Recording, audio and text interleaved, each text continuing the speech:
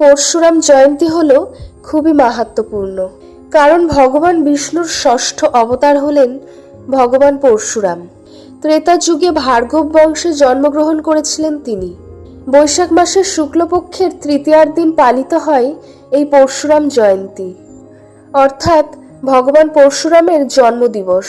এই তিথিতেই পালন করা হয় অক্ষয় তৃতীয়া। এই জন্য এই দিনটি খুবই মাহাত্ম্যপূর্ণ। 2024 সালে পরশুরাম জয়ন্তী পালিত হবে 10ই মে শুক্রবার। ভগবান পরশুরামের আবির্ভাবের সময় হল প্রদোষকাল। পুজোর শুভ সময় হল 10ই মে সকাল 7টা 14 মিনিট থেকে সকাল 8টা 56 মিনিট পর্যন্ত, এবং প্রদোষকাল পুজোর শুভ সময় হল সন্ধ্যা 5টা 21 মিনিট থেকে রাত 7টা 2 মিনিট পর্যন্ত। এই শুভ সময় মেনে ভগবান পরশুরামের পূজা করুন এবং আরাধনা করুন। এবার চলুন জেনে নিই ভগবান পরশুরাম সম্বন্ধে কিছু কাহিনী।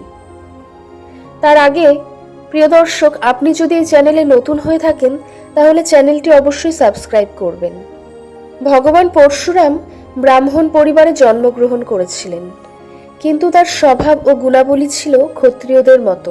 ভগবান বিষ্ণুর আবেগময় অবতার, তিনি ভগবান শ্রীরামের জন্মের আগে জন্মগ্রহণ করেন। পরশুরামের জন্মের সময়কে সত্যযুগ ও ত্রেতার সঙ্গম বলে মনে করা হয়। পরশুরামজি ছিলেন ভগবান শিবের একজন মহান ভক্ত এবং ন্যায় বিচারের দেবতা হিসেবেও তিনি বিবেচিত হন। ত্রেতা যুগে রামায়ণ এবং দাপর যুগে মহাভারত হয়েছিল। পুরাণ অনুসারে একটি যুগ লক্ষ লক্ষ বছর স্থায়ী হয়। এমন পরিস্থিতিতে ভগবান পরশুরাম শুধু শ্রীরামের লীলায় দেখেননি, মহাভারতের মহাযুদ্ধও তিনি দেখেছিলেন। ভগবান পরশুরাম শ্রীকৃষ্ণকে তার সুদর্শন চক্র ফিরিয়ে দিয়েছিলেন। রামায়ণ যুগে সীতামাতার স্বয়ম্বরে ধনুক ভেঙে পরশুরামজি যখন ক্রুদ্ধ হয়েছিলেন, তখন তিনি লক্ষ্মণের সাথে কথোপকথন করেছিলেন। তখন ভগবান শ্রীরাম দেবতা পরশুরামকে তার সুদর্শন চক্র অর্পণ করেছিলেন। এই সুদর্শন চক্রটি পরশুরাম দাপর যুগে ভগবান শ্রীকৃষ্ণকে ফিরিয়ে দিয়েছিলেন। তিনি কর্ণকে অভিশাপ দিয়েছিলেন। কর্ণ ভগবান পরশুরামের কাছে মিথ্যা কথা বলে শিক্ষা লাভ করেছিলেন। পরশুরামজি এই কথা জানতে পেরে কর্ণকে অভিশাপ দেন যে তিনি যুদ্ধের সময় মিথ্যা বলে যে জ্ঞান অর্জন করেছিলেন তা তিনি ভুলে যাবেন এবং কোনো অস্ত্র ব্যবহার করতে পারবেন না। ভগবান পরশুরামের এই অভিশাপই শেষ পর্যন্ত মহাভারতের মহাযুদ্ধে কর্ণের মৃত্যুর কারণ হয়ে দাঁড়ায়। কথিত আছে ক্ষত্রিয়দের 21 বার ধ্বংস করেছিলেন ভগবান পরশুরাম। কথিত আছে ভগবান পরশুরাম কখনোই খুব সঙ্গত কারণ ছাড়া রাগান্বিত হননি।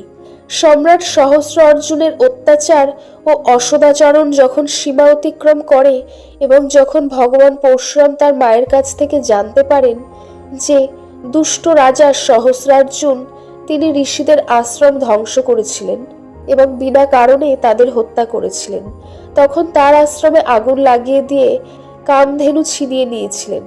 তারপর তিনি সমস্ত দুষ্ট ক্ষত্রিয়দের পৃথিবী থেকে মুক্ত করার প্রতিজ্ঞা করলেন। এরপর তিনি তার অক্ষৌহিনী সেনা ও তার শতপুত্র সহ সহস্রার্জুনকে হত্যা করেন। এইভাবে ভগবান পরশুরাম এই দুষ্ট ক্ষত্রিয়দের 21 বার ধ্বংস করেছিলেন।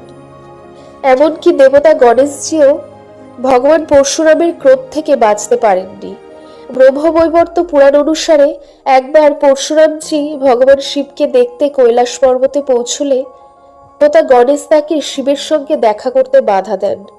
এতে ক্ষুব্ধ হয়ে তিনি কুঠার দিয়ে গণেশের একটি দাঁত ভেঙে দেন। এরপর থেকে দেবতা গণেশকে একদন্ত বলা হয়। ত্রেতা যুগ ও দাপর যুগে নানান কৃতিত্ব ও নানান কাহিনীর সাক্ষী থেকেছেন দেবতা পরশুরাম।